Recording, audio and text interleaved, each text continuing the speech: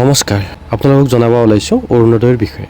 অৰুণোদয়ৰ বিষয়ে মাননীয় মুখ্যমন্ত্ৰী মহোদয়ে কি ক'লে ৰাইজক, তাকে আজি আলোচনা কৰিম। মুখ্যমন্ত্ৰীয়ে লাইভ যোগে জনায় যে ৰাজ্যত অহা 3 আগষ্টৰ পৰা অৰুণোদয় আঁচনিৰ পুনৰ আৰম্ভ কৰা হ'ব, আকৌ আৰম্ভ কৰা হ'ব। সেইদিনা ৰাজ্যৰ প্ৰতিখন পঞ্চায়ততে ৰাজহুৱা সভাৰ আয়োজন কৰি হিতাধিকাৰীসকলক আনুষ্ঠানিকভাৱে এই আঁচনিৰ প্ৰথম কিস্তিৰ ধন বিতৰণ কৰা হ'ব। সেইদিনা ৰাজ্যৰ প্ৰতিখন পঞ্চায়তত গাঁও পঞ্চায়তত একোখন সভা আয়োজন কৰা হ'ব আৰু সেই সভাত আনুষ্ঠানিকভাৱে এই আঁচনিৰ প্ৰথম কিস্তিৰ ধন বিতৰণ কৰা হ'ব বুলি জনায়।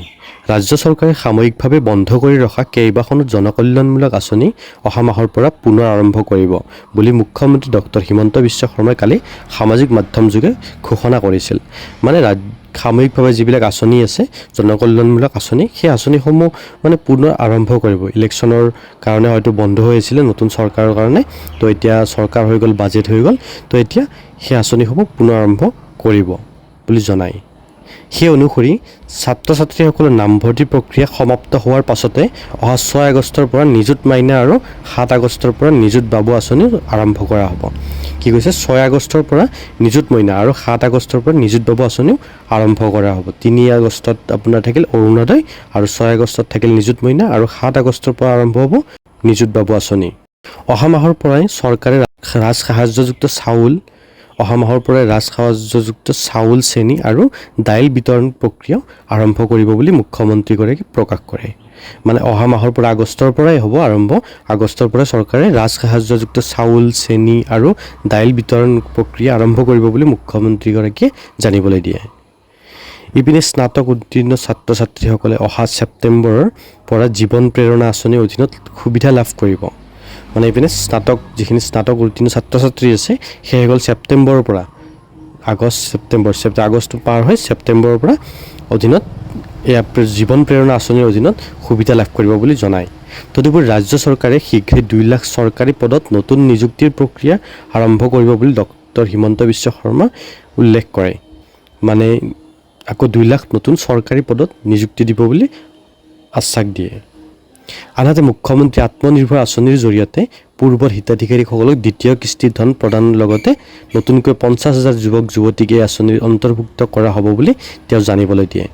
আগৰ যিবিলাক 75,000 পাইছিলে সেইসকলক আকৌ 25,000 দিয়া হ'ব বুলি, ছেকেণ্ড কিস্তিৰ ধন মুকলি কৰি দিয়া হ'ব বুলি জনায়।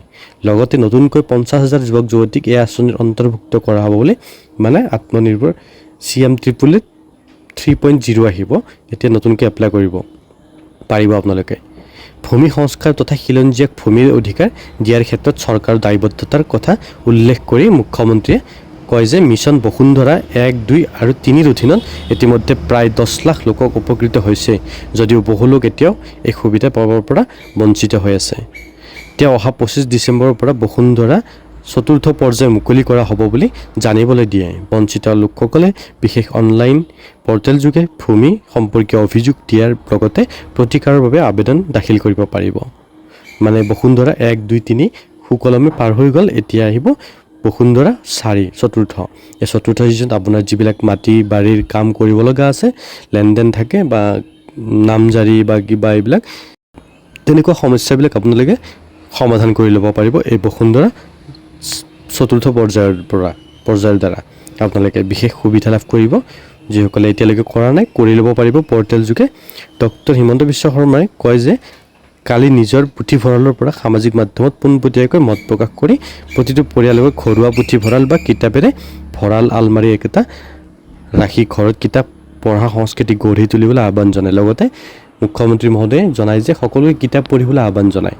ঘৰত এটা লাইব্ৰেৰী বা সৰু পুথিভঁৰাল এটা বনাই যাৰ যিখিনি সামৰ্থ্য অনুযায়ী এটা পুথিভঁৰাল বনাই আপুনি আপোনাৰ এটা সংস্কৃতি গঢ়িব গৈছে, কিতাপ পঢ়াৰ সংস্কৃতি যিটো নাইকিয়া হৈ গৈছে, তো সেইটো গঢ়ি তুলিব গৈছে। আমি যদি ধৰি নাৰাখোঁ এতিয়া চামে, তো হয়তো পিছলৈ মানুহে পাহৰি যাব কিতাপ যে পঢ়িছিলে, বাহিৰাগত কিতাপ পঢ়িছিলে, কিতাপৰ স্কুলৰ যিখিনি পাঠ্যপুথি সেইখিনি বাহিৰতে যে কিবা কিতাপ পঢ়িব লাগে সেই কথাটো পাহৰিয়ে যাব।